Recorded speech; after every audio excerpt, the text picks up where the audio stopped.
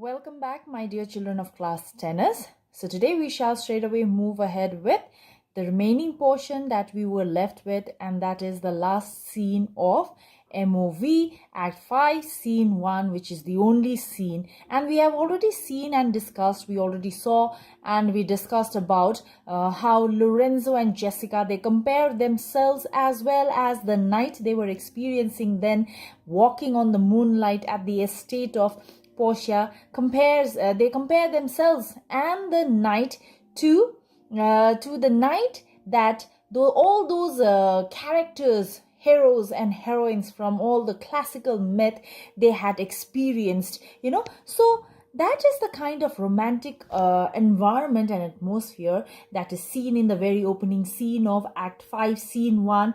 And as they converse, in the midst of their conversation comes a servant by the name Stefano as well as Lorenzo, where they announce the arrival of the mistress of the house, that is Portia, and her maid, that is Nerissa, and also the announcement of Bassanio's arrival with his friends at the court out there before daybreak by Stefano and Lancelot respectively.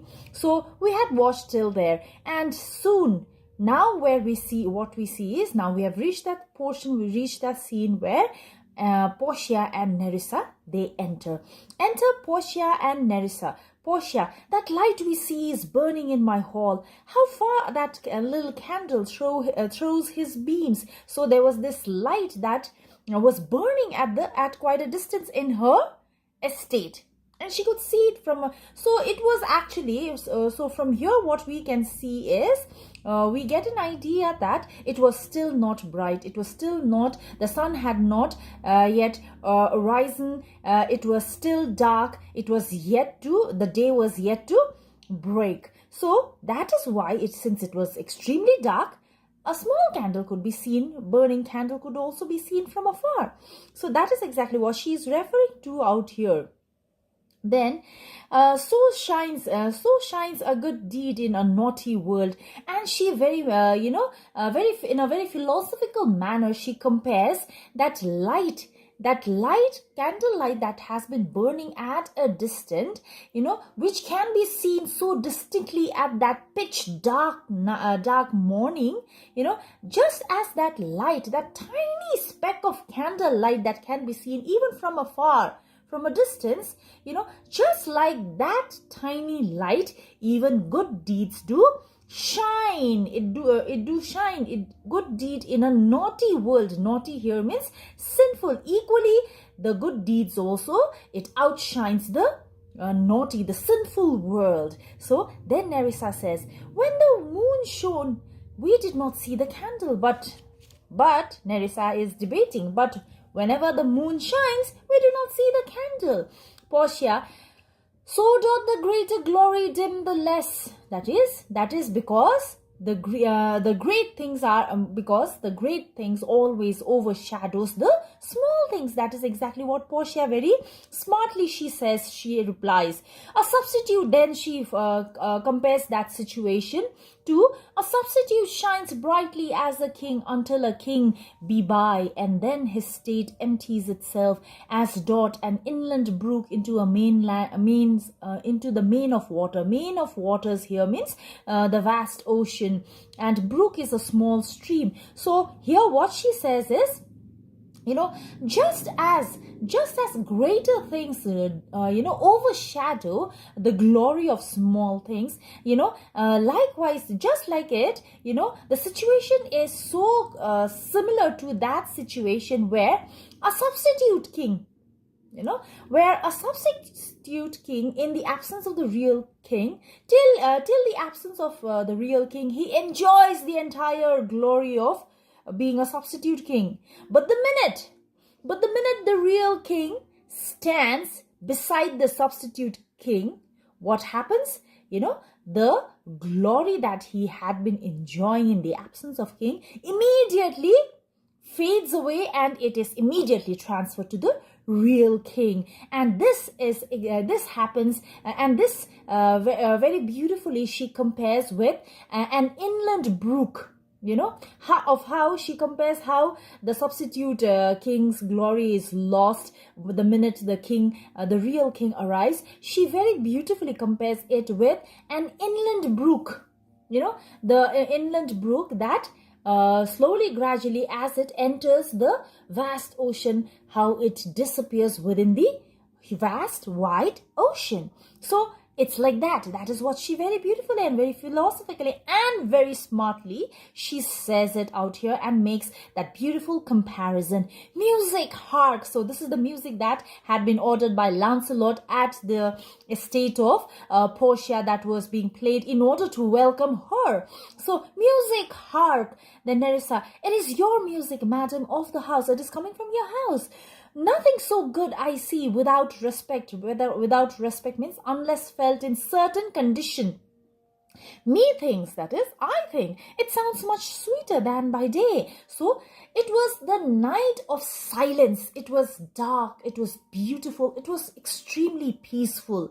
In fact, the only sound that was prevalent out there in that time of the day, early in the wee hours in the morning, all the sound that was dominant out there was silence. And because of that silence, even the music that was being played, it sounded even sweeter.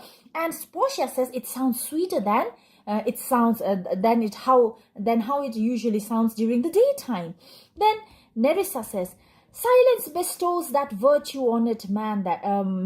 That is, silence bestows that virtue. That is, silence. It is the silence that is making it extremely sweet, madam. Portia, the crow doth sing as sweetly as the lark when neither is attended, accompanied. And I think so. She again makes a very smart and a very legitimate and a very logical comparison out here, for which we cannot help but agree to what she says. For she says even the crow, when it sings during when it's all alone, it can sing as sweetly as lark. Its sound can be heard as if it were sweet when neither is attended, when it's not accompanied by any other noises and any other distractions. And I think the nightingale, nightingale is the songbird that sings the sweetest, believed to be the sweetest. If she should sing by day, when every goose means when every common bird is cackling, means uttering harsh notes, would be thought no better a musician than a wren. Wren is a very commonly found bird. So she makes a very beautiful comparison once again by saying that, whenever a crow would crow, may produce song, or whenever a crow would sing without the company of any other disturbances or any other noise, it would sound as sweet as lark. And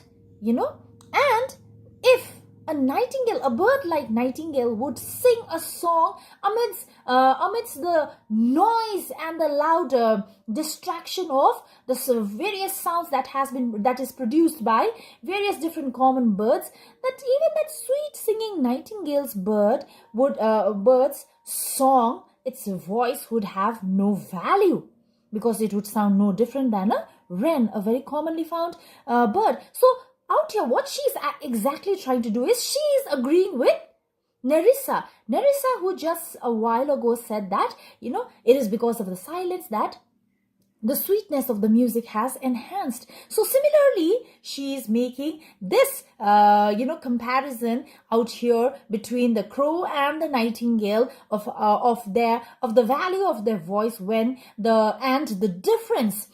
difference that their value that has been enhanced in a different situation when sung alone and when sung in silence. When a song is sung in silence, how the music sounds, how the value is accelerated, and how beautiful and sweet it sounds, and even if the song is the most beautiful and beautifully sung, but it's sung amidst the noise and various other distractions, that sweet song will have no weightage. That sweet song will not sound very sweet at all. So that is exactly what she's saying by agreeing to Nerissa's statement that that music sounds sweeter because of the silence.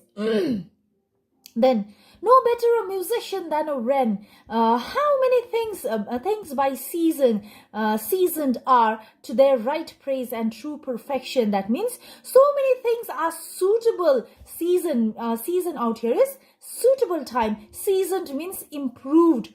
And to their right praise, please underline and do write it. To their right praise means to gain high praise. So what she is out saying is that if many things are improved at the right time, then definitely if everything is done at the right time and produced at the right time, definitely it will achieve high praise. So it will achieve true perfection. Peace ho! The moon out here is referred to the Venus. The moon sleeps with Endymion. So again, once again, these are two mythical characters, and the moon out here is referred to Venus, the goddess of moon, who is also the goddess of love and the mother of Cupid. And Endymion is a human, a handsome being a mortal being from the earth, with whom Venus fell in love. So there she sees somebody sleeping, and can you guess who those people are to whom she is comparing as Moon and Endymion? It is Lorenzo and Jessica, who were laying out there, who were sleeping under the moonlight, waiting for the arrival of the mistress of the house. So yes, peace how the moon sleeps with Endymion and would not be awaked, and he does not want to awaken. They do not wish to be awakened. Then music ceases. All of a sudden, music stops.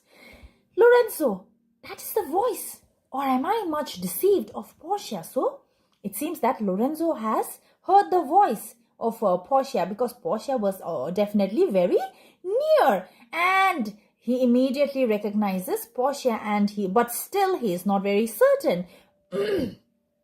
Portia, he knows me as the blind man knows the cuckoo. So by bad voice, just as a blind man, would be able to correctly guess the voice of cuckoo.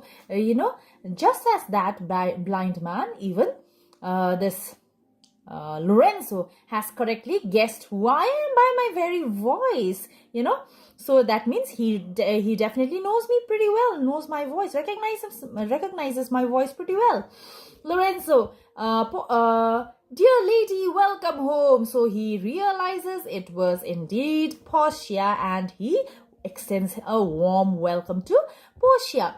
Portia, we have been praying for our husband's health with speed. We hope the better for our words. Are they returned? So we had been praying for our husband. We had been meditating. We had been praying, offering prayers out there in the monastery for my husband to prosper. And we hope our words have been heard. And are they returned? Have they returned? Lorenzo. So Portia, she's trying to make sure that she's trying to make sure that they were actually there before Bassanio, but yet since she wasn't sure, she was trying to make sure whether Bassanio had been there or not prior to her. So she was relieved definitely to hear from Lorenzo that he hadn't reached. Madam, they are not yet, but there is come a messenger before to signify their coming. Then Portia, go in, Nerissa, give orders to my servant that they take no note at all of our being absent here. So please, Nerissa, go forth and order all the servants not to talk about our absence in the absence of their master. Please tell them that we were present out here and not absent. That is what she says.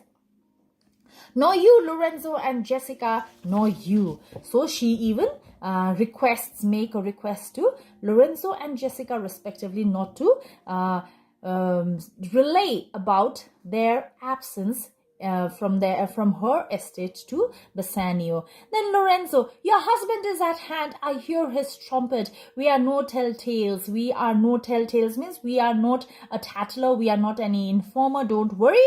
You fear not. Your secret will remain with us. Portia, this night methinks is but the daylight's sake. It looks a little paler. It is a day, such a day as is when the sun hid. I think the night is gone, that it is now a feeble kind. So the day is almost up. The sun is almost up. And at that moment, enter Bassanio, Gratiano, and their followers. So, with the arrival of Portia and Nerissa, and now with the arrival of Gratiano, Bassanio, Antonio, and Gratiano, this play sets in motion the final movement of the play, that is the denouement of the ring story, and what actually, Shakespeare out here, if we have to see, for quite some time, this ring episode had been paused, but although it had been paused, it had been out of scene, but time and again, Shakespeare always made sure, he always ensured that this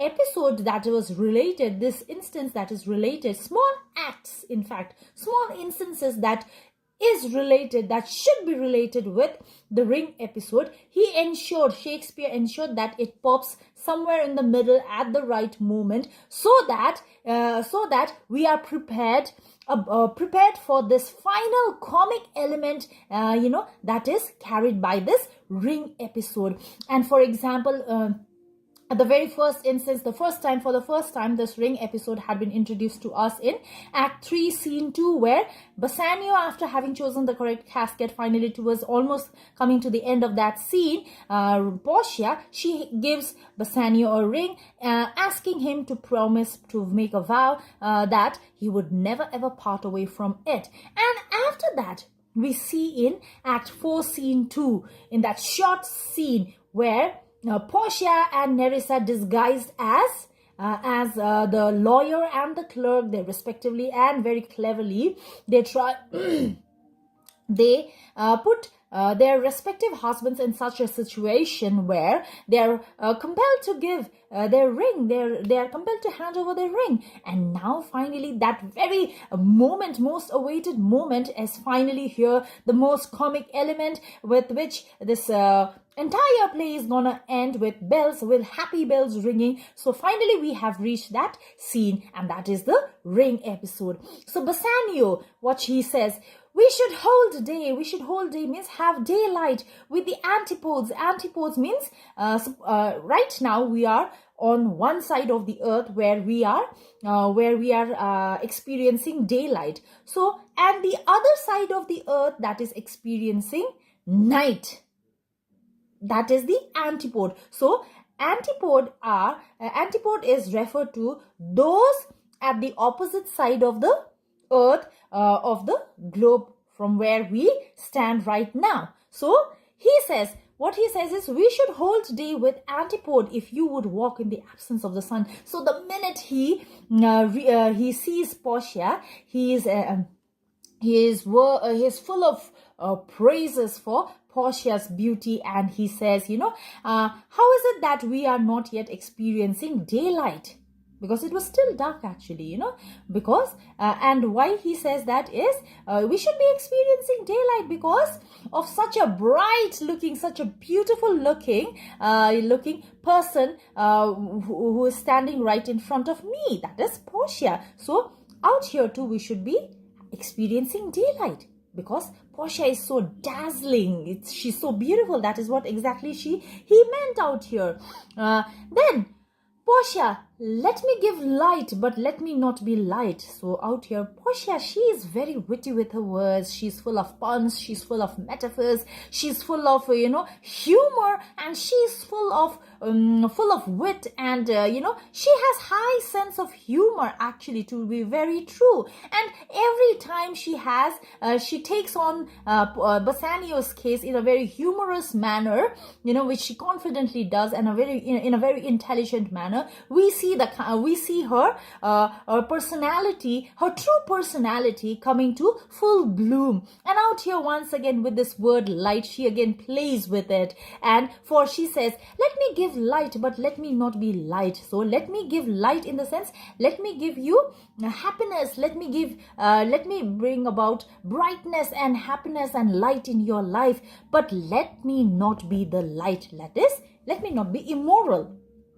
A person without any moral character. So, for a light wife, dot, make a heavy husband. Because I do not want to be a light wife, because a light wife, dot, make a heavy husband, because a wife with immoral characters will make her husband sorrowful. Heavy out here means sorrowful. And never be Bassanio so for me. And I would never imagine, I can never imagine making Bassanio sad. But God arrange. Sort means arrange. But God sought all. You're welcome home, my Lord. But God has arranged all things. Now you are very much welcome home, my Lord. Then Bassanio, I thank you, madam. Give welcome to my friend. So as requested by Portia, Bassanio has brought his friend, that is Antonio, out here. And Antonio and Portia, this is the very first time, that actually not first time, they have already met, but very first time they have met, for Antonio and Bassanio and Gratiano.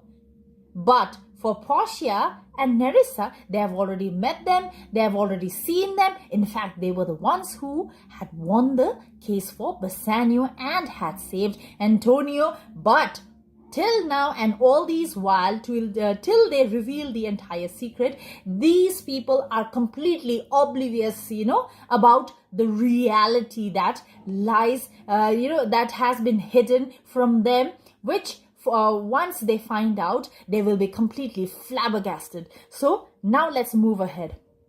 Bassanio, I thank you, madam. Give welcome to my friend. This is the man, this is Antonio, to whom I am so infinitely bound, so heavily obliged for what he has done for me.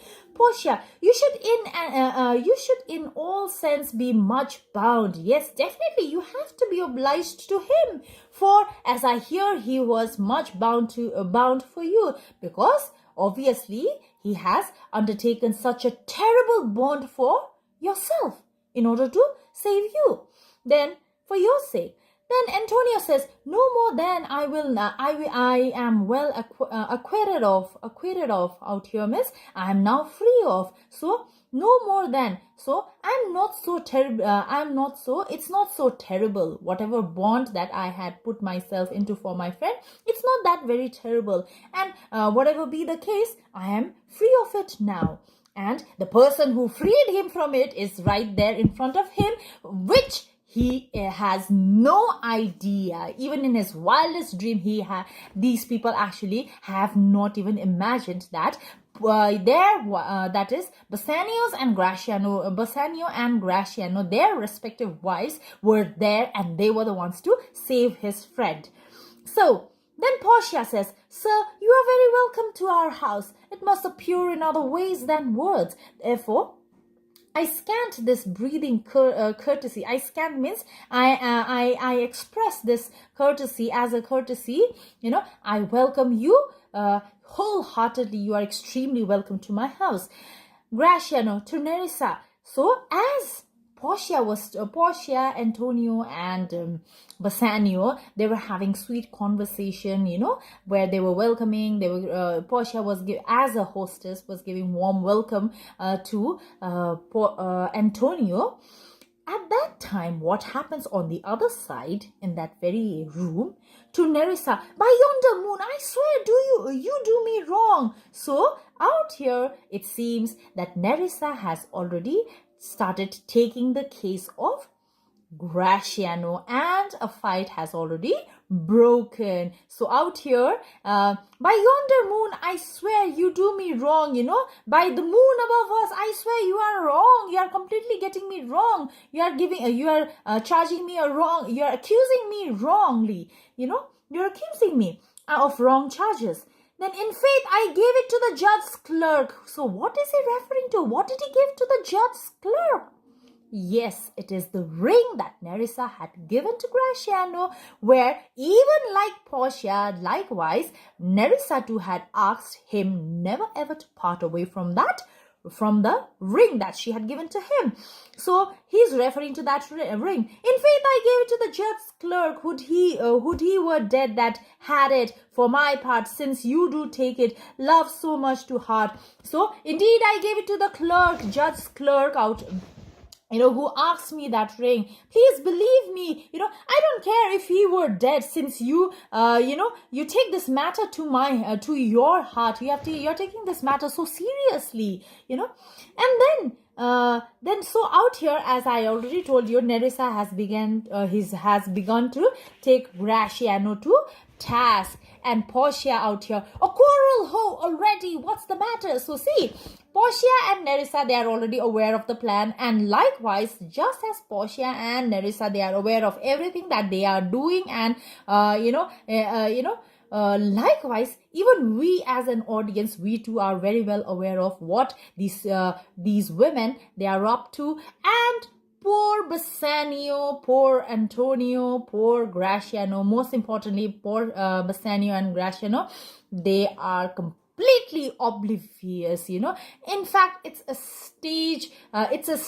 situation where they cannot even fathom what their respective wives are trying to say, and very soon Bassanio will be too into trouble. He too will be put into soup.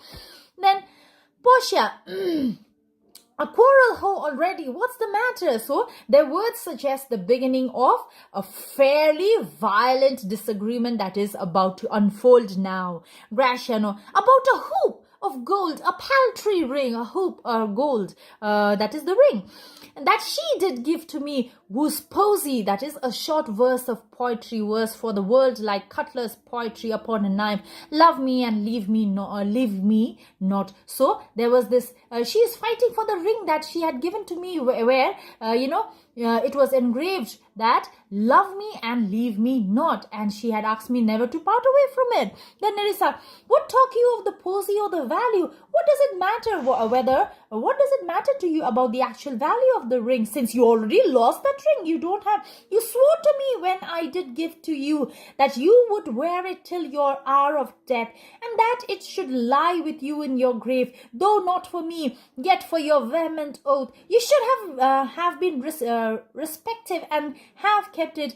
Gave it to judge's clerk? No, God's my judge. The clerk will never wear hairs on his face that had it. So, see, out here, just Nerissa very cleverly uses her words by saying that, as I already told you, Nerissa and Portia, they are very well aware, because they themselves were there disguised as the lawyer and the clerk respectively, and very cleverly Nerissa says, towards the end, I'm sure you must have given it to some woman, because the clerk will never wear hair on his face that had it, that is the beard. But actually, the clerk had worn hair on the face, and that clerk was Nerissa. Though she is telling the truth, but yet she is not revealing it. Before these two are still there, playing with the situation, and they are still trying to check the love and the honesty of their respective husbands. So then, Graciano, see, he will, and if he lived to be a man. So, indeed, he will live if he were to be a man. Then Nerissa, if a woman lived to be a man. So, out here, see, as I told you, it's a very, very comic situation where, every time Nerissa speaks, she's speaking the truth, of which wholly, neither Graciano nor Bassanio is completely aware of what she's trying to say, what their respective wives are trying to say. Then see, there is Graciano. Now by this hand, I gave it to a youth, a kind of boy, a little scrubbed boy, small-sized boy, no higher than thyself. See, I swear to you that I gave that ring to a boy, to the lawyer's clerk, who looked more like a boy, and he was of a small, tiny height. The size was almost like you. See, it was actually his wife, and he, as I told you, these people are not at all aware of it. Then a prating means a very talkative boy that begged it as fee. I could not for my heart deny it him. So he begged it for fee, and I had to give it to him. Believe me, Portia, you were to blame. I must be plain with you. I must speak with plain words to you, but Graciano, and in all honesty, you are to be blamed. To part so slightly means easily, carelessly with your wife's first gift. How could you do that? That is what she's trying to say. A thing stuck on with oaths upon fingers and so riveted. Riveted means fastened after having taken vows. How could you even for the vows' sake, you should have kept it, with faith unto your flesh. I gave my love. So now she's coming to her situation. Now it is her turn to take the case of Bassanio. And you can well imagine what Bassanio must be going through at the side in the corner. He must be praying, that, may he not be into trouble like Graciano is in right now. I gave my love a ring and made him swear never to part with it. And here he stands. I dare be sworn for him. He would not leave it. He would never leave. I know. I had given a ring to my lover, and here he stands. And I know, and I am very confident that he will never ever leave it, nor pluck it from his finger for the wealth that the world masters. Even if he will never even pluck the ring out of his finger, even if the world's wealth is offered to him. So now in faith, Graciano, you give your wife too unkind a cause of grief. You have made your wife suffer, and it were to me, I should be mad at it. And if instead of your wife, if I have been in that similar situation, I would in fact be more mad. I would have been mad. So, and when she says all these, she says it with a great deal of pious confidence, as if she was innocent. As if she had no take in it, But we all know that these two are actually taking the case of their respective husbands. So out here you can see, as they do that, we can see that sense of humor in both the mistress and the maid that is seen out here. Then Bassanio aside, he's telling himself, as I told you, he's in a bad situation now. Why, I were best to cut my left hand off, and I swear I lost the ring defending it. So now he's praying, and he's wishing, oh, how I wish I had lost my left hand, the left hand in which she had put the ring for me. How I wish that I had lost my left hand. I had cut my left hand, and I would have told her that I had lost my hand trying to defend my ring. Then Graciano, my lord, then before he could even say anything, Graciano, the talkative guy, he reveals. He spills the beans, and he says, my lord Bassanio gave his ring away unto the judge that begged it, and indeed deserved it too. So now he says it with great pride. My lord Bassanio, he gave it to the judge, and in fact, the judge deserved it for what he had done. And then the boy, his clerk, that took some pains in writing, he begged mine, and neither man nor master would take aught. They would neither the master nor the clerk, that is, neither the lawyer nor the clerk would take anything but the ring for all that they had done. Then Portia, what rings you gave my lord? So see, she's pretending. Which ring did you give my lord? Not that, I hope it is not that ring that I had given it to you, which you received of me. Then Bassanio, if I could add a lie upon a fault, I would deny it. But you see, my finger had not the ring upon it. It is gone. So he says that it is the ring that you had given to me. Portia, even so void, even so empty is your false heart of truth. So now both these wives, they are now accusing their respective husbands of having lost their ring, and they falsely accuse them, they purposely falsely accuse them that they must have actually, that they are making an excuse that they had given their ring to the judge and the clerk respectively, but instead they must have given it to some woman. So then Nerissa says, nor I be yours till I see mine, neither will I be yours till I see my ring back in your finger. Then Bassanio, sweet Portia, if you did know to whom I gave the ring, if you did know for whom I gave the ring, and would conceive for what I gave the ring, and how unwillingly I left the ring, when nothing would be accepted but the ring, you would abate, lessen the strength of your displeasure. So Bassanio is trying to make amends. He's trying to pacify sweet Portia, whom he feels that he has angered and disappointed, but actually it's all pretense. Portia is just pretending.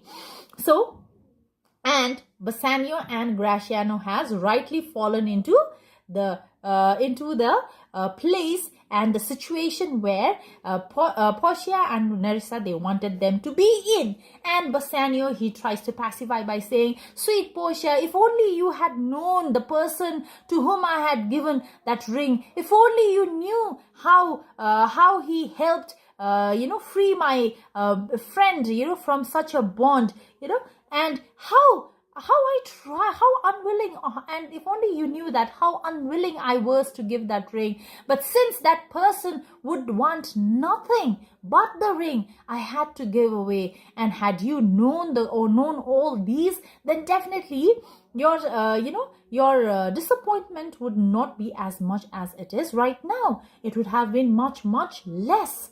Then Portia says, if you had known the virtue, that is the sacred value of the ring, or half her worthiness, or even half the merit that is the value that gave the ring, or your own honor to contain the ring, or even if you knew, or even if you were a person who valued your own esteem, to keep the ring, then you would not have had parted with the ring. What man is there so much unreasonable? If you had pleased to have defended it with any terms of zeal, wanted, that is, lacked the modesty to urge the things held as a ceremony, that is, a sacred pledge. So it was your duty So, as an honorable man, it was your duty to preserve the ring, but now you have lost it. And what man would have been so impertinent to have lost that ring? So, she's still accusing him. Nerissa teaches me what to believe. I'll die for it, but some woman had the ring, and I am sure that you must have given that ring to some woman.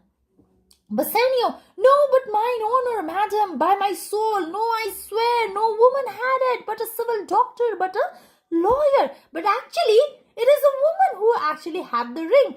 But that woman was disguised as a man, and they believe, Bassanio and Gratiano, they are still under this belief that whatever they did it for a good reason, and they had given it to the judge and the clerk. But these people, they are totally unaware that the person to whom they had given the ring were actually their respective wives, disguised as a judge and a clerk. No, but mine honor, madam, but by my soul, no woman had it but a civil doctor, a lawyer, and begged the ring, which I did deny him, and suffered him to go displeased away. Even he had held up means saved the very life of my dear ring, so dear friend. So I gave it to the judge, please believe me, and that very judge who actually saved the life of my friend. What should I say, sweet lady? How should I, make you agree, make you believe, my sweet lady? What should I say? I was enforced to send it after him. I was forced to send the ring after him. I was behest with shame and courtesy. I was filled with shame and courtesy. My honor would not let ingratitude so much besmear. Besmear means stain and disgrace it. Pardon me, good lady, for by these blessed candles of the night, that is the stars, he's referring to the stars, had you been there, I think you would have begged the ring of me to give to the worthy doctor. Believe me, I did not give it to a woman, but I gave it to the worthy doctor who saved the life of my friend. And believe me, my dear, my sweet Portia, had you been there and had you witnessed the whole case, not the witness, but it is actually them who fought the case. We all know that. So, and poor Bassanio, he's trying to pacify Portia, and Portia has become indeed very successful with her plan to take the case of Bassanio, and likewise even Nerissa of Gratiano's. Then Portia says, let not that doctor ever come near my house. The doctor has already entered there, and doctor is already there. Since he had got the jewel that I loved, and that which you did swear to keep for me, I will become as liberal as you. I will not deny him anything I have. Since you liberally gave that ring to him, even I shall be, even if he comes out here, I will be liberal in giving whatever he asks me of my possession. So Nerissa, nor I his clerk, therefore we will be well advised, be consider well. So as I already had told you in the earlier scene, that during the Elizabethan time, this very master and servant, mistress and maid episode that we see out here, instance that we see out here, where whatever the master or the mistress does out here, like for example Bassanio and Nerissa, Bassanio and Portia, whatever they do, likewise their respective servant and maid, they follow them. They are more like the shadows. And that is exactly what happened during the Elizabethan time between the master and the maid. So where if from two houses, that is a man's house, a master's house, and a mistress's house, from these two houses, if the master and the mistress, they fell in love, their respective, and they would have an affair. Likewise, similarly, their respective servant and maid would also, get into an affair. So they were more like shadows, and that is exactly what we see out here. Nerissa is also acting no different from her mistress, and likewise Gratiano on the other side is acting no different from his master. Then Antonio speaks in the middle. Antonio, who had all this while been silent. I am the unhappy subject of these quarrels. I am the main reason. I am the reason. Why is he saying so? Because if you remember, if you go back to Act 4, see, at the end of trial scene, when Portia had asked for ring from Bassanio, and initially Bassanio had rejected that request, and Portia leaves. And at that point of time, Antonio, he makes a request to Bassanio to give him the ring for all that he had done. And on the insistence of Antonio, only Bassanio had decided to part from that ring. So that is why he's saying that I am the unhappy cause of the unhappy subject of these quarrels. I am the main reason. Portia, sir, grieve not you are welcome notwithstand. In spite of that fact, you are most welcome out here. You needn't be sad. Then Bassanio, Portia, forgive me this enforced wrong. And in the hearing of these many friends, I swear to thee, even by thine own fair eyes, wherein I see myself, thine means your eyes. Please forgive me, my sweet Portia. Please forgive me, he says, forgive me for this unforgivable wrong that I have done. And I swear openly in front of all my friends out here that I see myself, I swear by you, double self, even by thine own fair eyes, wherein I see myself. In both your eyes, I see myself. That is, I know that you still love me and I still love you. And, I love you only. I swear I did not give that ring to any woman. And now very cleverly, Portia once again, she's up with her very witty words, witty mind, where she takes this, when he says that in both your eyes I see myself, Portia immediately says, mark you but that, do you all hear that? In both my eyes, he doubly sees himself. So he doubly sees, she uses this as a pun. In each eye, one swear doubly means a person with two characters, person with two personalities. One is the one he's trying to show and the one that is the real self. So the false nature, that is what she's referring to, and she's again accusing him. And there's an oath of credit. So Portia out here, once again, we see her witty side, and she is so full of humor. We can already see that. Then Bassanio, nay, but hear me, pardon this fault, and by my soul, I swear I never more will break an oath with thee. I swear I will never ever break an oath. Please believe me, Antonio. I once did lend my body for his wealth, which but for him that had your husband's ring had quite miscarried.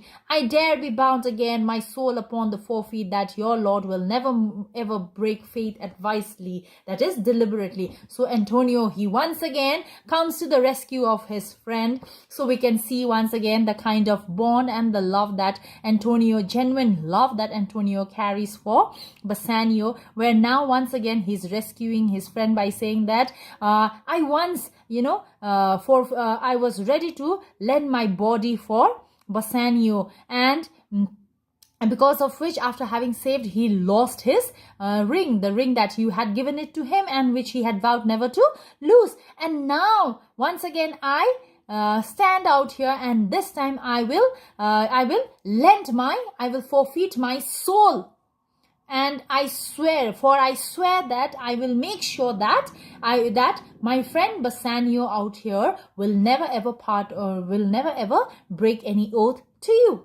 So then Portia, then you shall be his surety. Give him this and bid him better than the other. So now Portia gives him the ring. So this ring is actually the ring that he had parted away and she had taken away from him when she had disguised herself as a judge. Antonio, here Lord Bassanio, swear to keep this ring. By heavens, this is the same ring I gave the doctor. So now he sees the ring.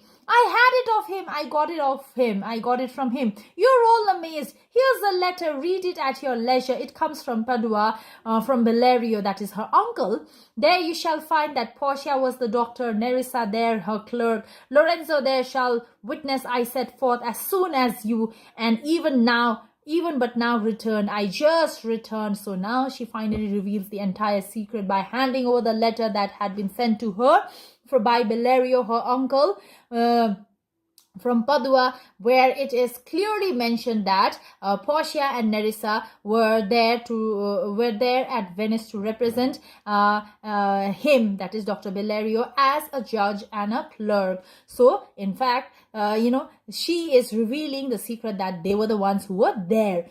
Then shall witness, and even now return, and I just returned, and even Lorenzo out here is a witness who knows that the minute you left, few minutes after you left, even we left for Venice. So Then entered my house, Antonio. You are welcome, and I have better news in store for you than you expect. Unseal means open this letter soon. There you shall find 3 of your argosies are richly come to harbor suddenly. You shall not know by what strange accident I chanced on this letter.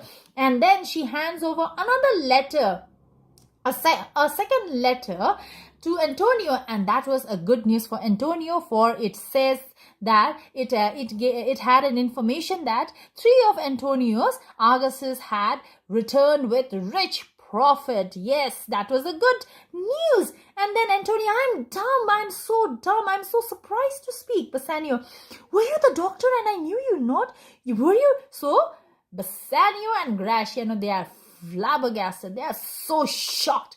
And now they are not being able to believe. He's confirming, were you really the doctor? And I did not know all those while that you were there right in front of me. Graciano, were you the clerk and yet I knew you not? Sweet lady, you have given me life and living. You have given me life and living, for you have given me this good news. For here I read for certain that my ship are safely come to road. For whatever you said right now about my ship, it seems to be correct, for this letter says so. How now, Lorenzo, my clerk, hath come good comforts too for you. So there is something coming up for Lorenzo and Jessica too. Nerissa, aye, and I'll give them him without a fee. There do I give to you and Jessica from the rich Jew a special deed of gift. So this was the condition that had been applied by Portia, if you remember, at the end of trial scene where Shylock had been badly defeated by Portia's wit and intelligence. He lost the case where he finally agrees to the conditions that he shall be freed from all punishment only if he is willing to turn himself into a Christian, if wherein half of his wealth would be, after his death, his entire wealth would be inherited by his son-in-law, that is Lorenzo, and Jessica. So under these conditions, and after that, after he had agreed to it, finally, in that scene. So now here we see Nerissa with that deed where she presents it as a gift, and in fact it is the best gift for Jessica and Lorenzo. So see, he says, from the rich Jew a special deed of gift after his death, all he dies possessed of. After he dies, whatever he possesses will all be inherited by the two of you.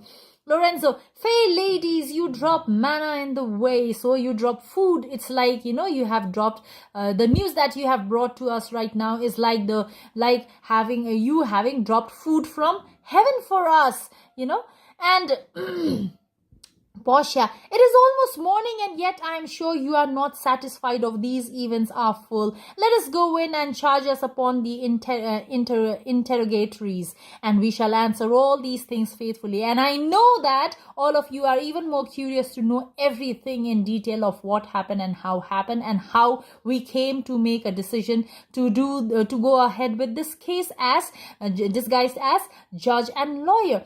Judge and clerk. So let us go in, and you can inquire, you can interrogate any number of questions, and I and Nerissa, we are ready to answer. Graciano, let it be so. Well, while I live, I fear no other thing so sore as keeping safe Nerissa's ring. So, well, let us all go. Well, I am finally now. Graciano is relieved. Well, while I am alive, I shall never do something wrong which would provoke my wife Nerissa, and I will forever keep Nerissa's ring safe in my hand. So finally, with this we end the entire of the play, and this scene ends with the happy note where all the loose ends have been tied, where all the couples have have united out here. So the ending of this comedy, this ring story, actually it serves two purposes. First one is Bassanio and Graciano, they finally come to know who actually was the real savior of their friend. And the secondly, more that which is most important is that usually in majority of the stories, what happens is at the end of the story there is always a threat of anticlimax.